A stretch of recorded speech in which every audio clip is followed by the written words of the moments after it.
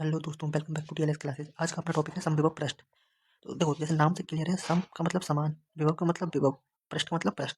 तो ऐसा पृष्ठ जिसके प्रत्येक बिंदु पर विभव का मान समान हो, उसे बोलते हैं समविभव पृष्ठ। ये इसकी डेफिनेशन है। ऐसा तल जिसके प्रत्येक बिंदु पर विभव का मान समान हो समविभव पृष्ठ कहलाता है।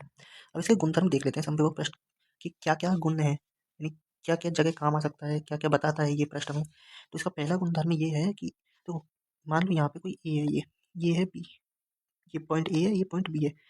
ए पॉइंट पर बी पॉइंट पर दोनों पर विभव समान है, तो इसका विभवांतर क्या होता है, वी वी माइनस वी है।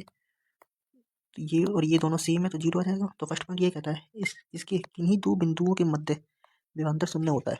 ठीक है, पहला पॉइंट हो गया। दूसरा पॉइंट क्या कहता है, दूसरा पॉइंट ये कहता है समविभव पृष्ठ की कार्य के बारे में बताता है दूसरा पॉइंट।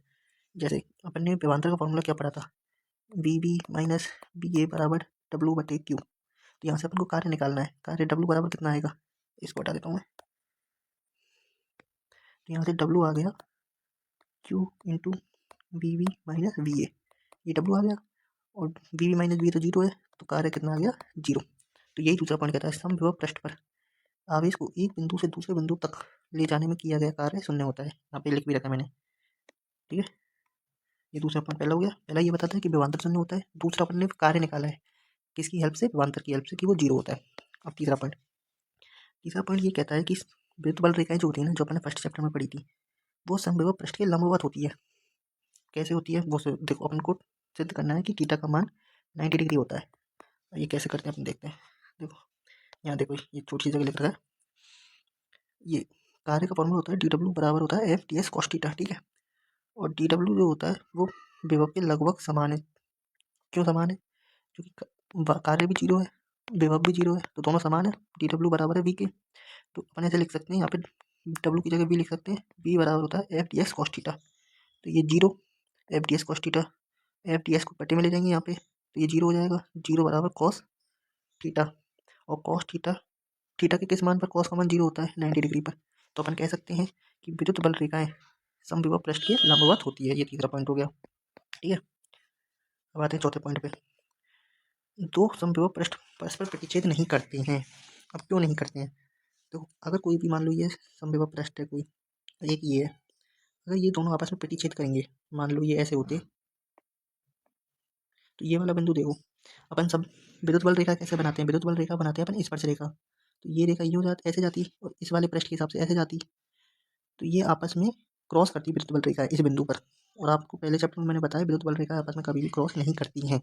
तो ये इसी रीजन की वजह से कि समविभव पृष्ठ परस्पर प्रतिच्छेद नहीं करते हैं। ठीक है, और चालक जो होते हैं ना, और मैंने उस समय ये भी बताया था कि चालक भी कभी भी अब एक दूसरे को प्रतिच्छेद नहीं करते हैं। उसका रीजन मैं अब बताता हूँ, उस समय मैंने नहीं बताया था, बोला था कि लास्ट वीडियो में बताऊंगा। चालक इसलिए नहीं करते प्रतिच्छेद क्योंकि ये भी समविभव पृष्ठ होते हैं। चालक प्रत्येक बिंदु पर विभव का मान समान होता है चालकों में, इसलिए ये भी प्रतिच्छेद नहीं करते। तो इसी से ये पॉइंट आ गया पांचवा, कि सभी चालक समविभव पृष्ठ होते हैं। अब अपन से ये पूछ सकता है कि कोई एक बिंदु है अपने पास, कोई एक बिंदु है, इसके लिए समविभव पृष्ठ क्या होगा। जैसे ये बिंदु है, इसके लिए समविभव पृष्ठ पूछ लिया, तो बिंदु आवेश के लिए समान दूरी पर एक, चारों दिशाओं में समान दूरी पर एक लाइन खींच दो, तो ये गोला बन जाएगा। तो ये इसका समविभव पृष्ठ हो गया। ये तो हो गया बिंदु आवेश के लिए। तो इसमें से विद्युत बल रेखा कैसे जाएंगी, विद्युत बल रेखा केंद्र से परिधि की ओर बाहर की तरफ जाएगी ऐसे। ठीक है, अब ये तो हो गया बिंदु आवेश के लिए। अब आवेश एक तार के रूप में हो, जैसे इसमें ये एक तार के रूप में हो, तो इसके लिए कैसे होगा, इसके लिए होगा बेलनाकार। ये देखो, ये बेलन होगा। ठीक है, ऐसे ये छोटा बेलन, ये बड़ा बेलन। तो ये आपको याद रखना है, बिंदु आवेश के लिए तो होता है संकेंद्रीय गोलाकार, और रेखीय आवेश के लिए समविभव पृष्ठ समाक्षीय बेलनाकार होता है। ठीक है, ये भी हो गया। अब ये देखो, दिए गए विद्युत क्षेत्र में, ये जो विद्युत क्षेत्र दे रखा है, इसमें समविभव पृष्ठ क्षेत्र के लंबवत तथा परस्पर समांतर प्लेट होती हैं। ये जो प्लेट है, पहली बात तो मेटल की बनी हुई है, यानी चालक है, इसलिए प्रतिच्छेद नहीं कर रही है और सीधी रखी है। अब इन पे 90 डिग्री पर वो विद्युत बल रेखा होंगी, तो 90 डिग्री पर कैसे होगी, ऐसे रख पाएंगे तभी होगी। अगर ये प्लेट ऐसे होती, सॉरी रुको,